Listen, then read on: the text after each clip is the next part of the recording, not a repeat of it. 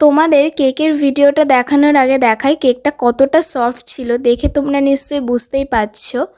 তোমরা যারা আমার কাছে কেক অর্ডার করতে চাইছো, অনেকে লোকেশনটা আমার ঠিকঠাক করে বুঝতে পারছো না। আমার লোকেশন হচ্ছে হবিবপুর, রানাঘাট, নদিয়া। এর আশেপাশে তোমরা যারা আমার কাছে কেক নিতে চাও তারা অবশ্যই আমার সাথে কন্ট্যাক্ট করে নিও। আর তোমরা আমাকে অনেক রকম প্রশ্ন অনেকে করেছো, তার আগে একটু কেকের কথায় আসি। এই যে বেন্টো কেকগুলো তোমরা দেখতে পাচ্ছ, তোমরা যারা একদম ডিমের গন্ধ সহ্য করতে পারো না, মানে এগলেস কেক যারা খাও, তারা এই বেন্টো কেকগুলো তোমরা নিতে পারো। এগুলো কিন্তু পিওর এগলেস হয়। তার সাথে সাথে তোমরা এই ছোট্ট কেকগুলোকে ছোটোখাটো যে কোনো সেলিব্রেশনের জন্যও তোমরা নিতে পারবে। সামনে তো জন্মাষ্টমী, তোমরা জন্মাষ্টমী গোপুর জন্যও তোমরা কিন্তু এই কেকগুলো নিতে পারো। কেকগুলো কিন্তু খুবই কিউট। আর বাড়িতে তোমরা যারা একদমই কেক খেতে চাও না, শুধুমাত্র ছোটোখাটো একটু সেলিব্রেশনে কেক কাটিংয়ের জন্য নিতে চাও, তারাও কিন্তু এই কেকগুলোকে তোমরা নিতে পারো। এবার বলি, তোমরা আমাকে অনেকে অনেক প্রশ্ন করেছো।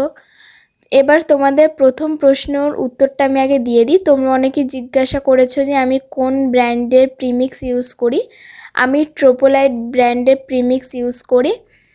আবার অনেকে জিজ্ঞাসা করেছো আমি কোন ব্র্যান্ডের ক্রিম ইউজ করি। আমি ট্রোপোলাইট ব্র্যান্ডেরই ক্রিম ইউজ করি। এবার ক্রিমের ব্যাপারটা হচ্ছে, আমি শীতকালে কিন্তু ডিলাইট ইউজ করি আর গরমকালে ট্রোপোলাইটটা ইউজ করি। তার কারণ হচ্ছে ট্রোপোলাইট ক্রিমটা অনেকটা বেশি সময় স্টিফ থাকে, আর ডিলাইটের ক্রিমটা ওটা শীতকাল যেহেতু একদমই ঠান্ডা থাকে ওয়েদার, তখন ডিলাইটে কাজ করতে অসুবিধা হয় না। কিন্তু ট্রোপোলাইট বেশি বিট করলে হয় ক্রিমটা ফেটে যায়, মানে ওভারবিট হয়ে ক্রিমটার গাটা একদম ফেটে ফেটে যাবে, ক্রিমটা ঠিকঠাক করে স্টিফ হবে না।